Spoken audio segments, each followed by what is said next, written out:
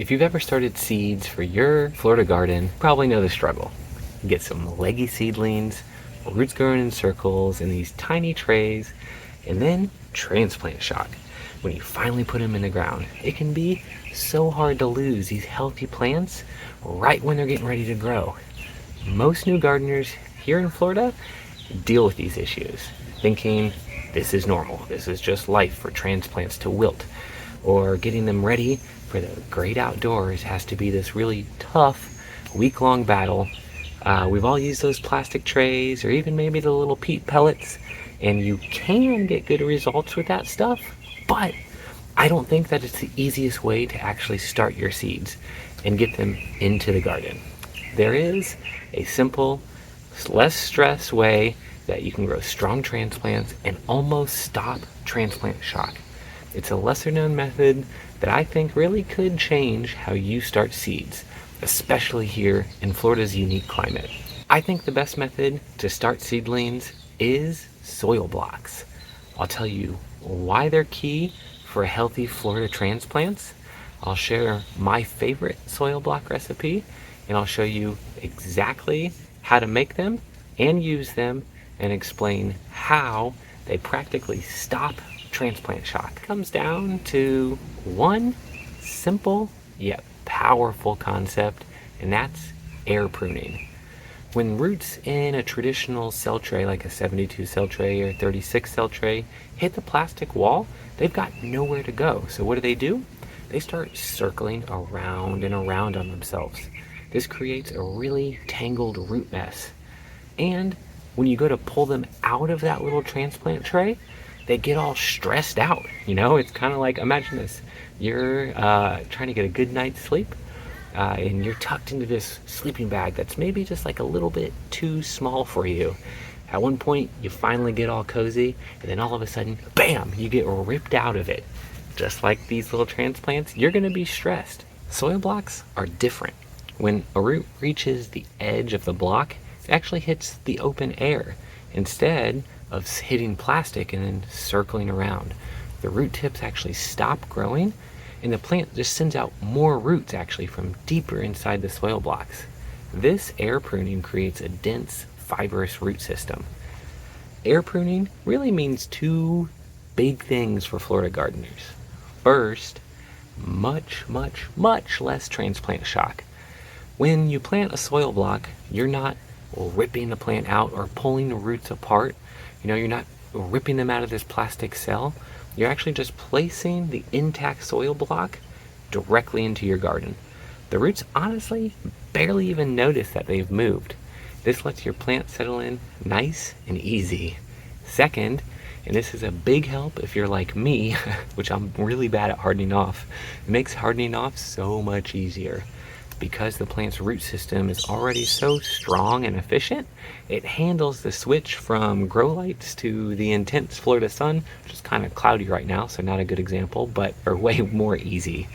And another benefit is it's not super messy. You don't have a bunch of plastic cell trays loading up. And then a huge benefit of soil blocks from peat pellets is that you actually have nutrients in your soil. Peat pellets don't have anything for nutrients. Where with soil blocks, you can either choose to use a pre-made mix or you can make your own that's like super nutrient packed. So now let's talk about the recipe for success. This isn't just any old potting mix. Getting the right blend is key for strong, healthy seedlings.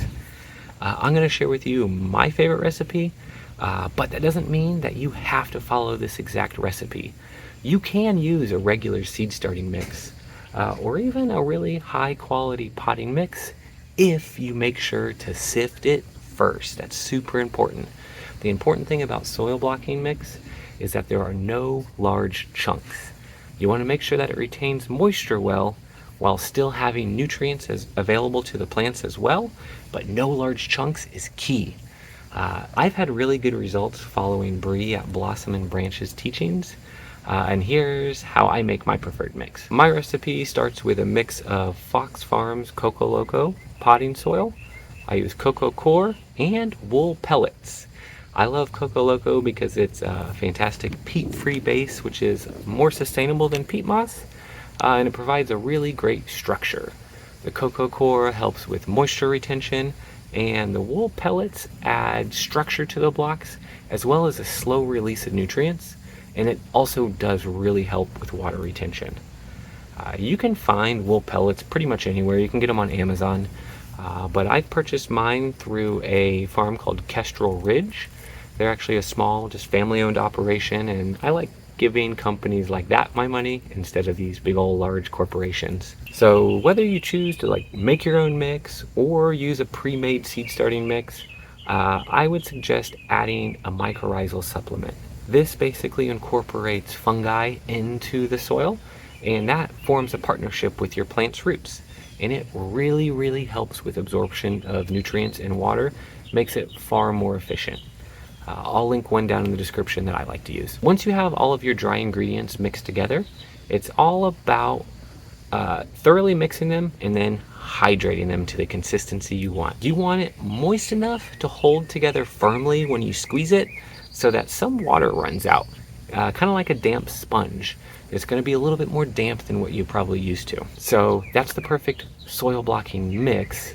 Now for the fun part. Let's actually use the soil blocker to make the block. And it's surprisingly simple with the right tool. You do need a soil blocker. They come in a couple of different sizes. I personally use the 1.5 inch by 1.5 inch blocker the most. I think it's the best all-around blocker for most vegetables. However, I found it can be a little bit too big for really tiny seeds, kind of like lettuce. Lettuce seedlings, if you want to plant a lot of those, I would suggest getting the micro soil blocker. This is a 3/4 inch by 3/4 inch size blocker. That's much better for these tiny, tiny seeds. So now you have your blocker, let's talk about how do we use this thing.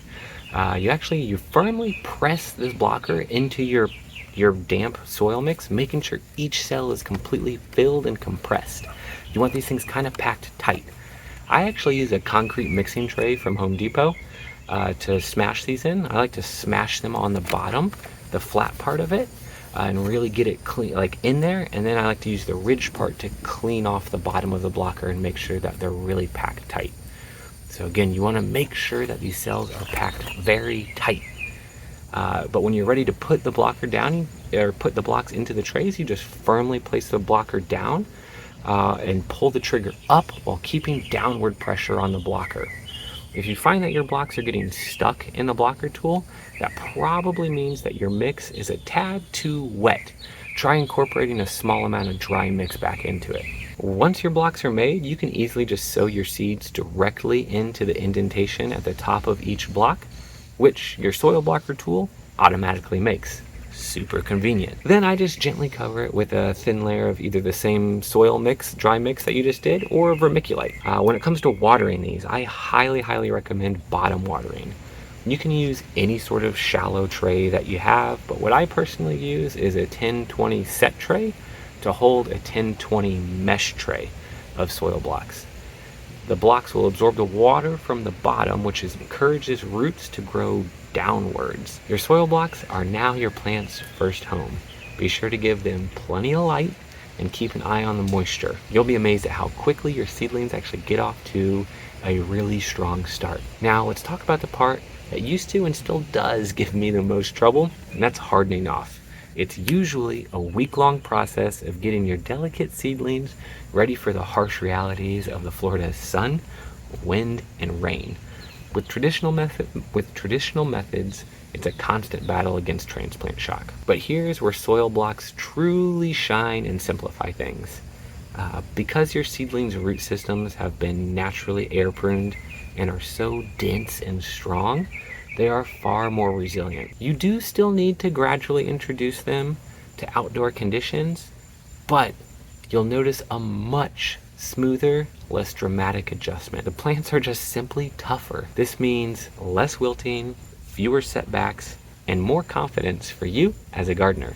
And the benefits don't stop there. Starting with such healthy, robust plants from soil blocks means that you're setting your plants up for success throughout their entire life. Healthier starts lead to stronger, more productive, mature plants in your Florida garden that are often more resistant to pests and diseases. But before we wrap this up, I want to quickly share a couple of essential pieces of gear that will supercharge your seed starting. Even with the perfect soil block, proper light is crucial for strong, non-leggy seedlings.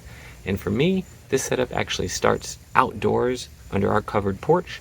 If you don't have a porch though, maybe you have a garage, somewhere that's a little bit warm, not exactly these indoor elements where humidity is low and the temperature is 75 degrees. This makes the hardening off process even easier if you can get them started outside.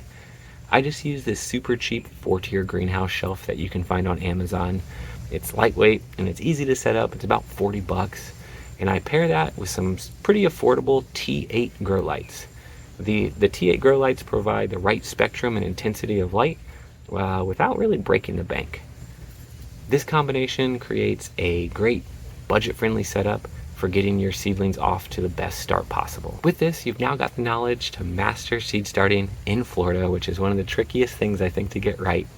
But getting your seed started really is just one piece of the puzzle. The number one thing new Florida gardeners really need to know is all about your timing and your location.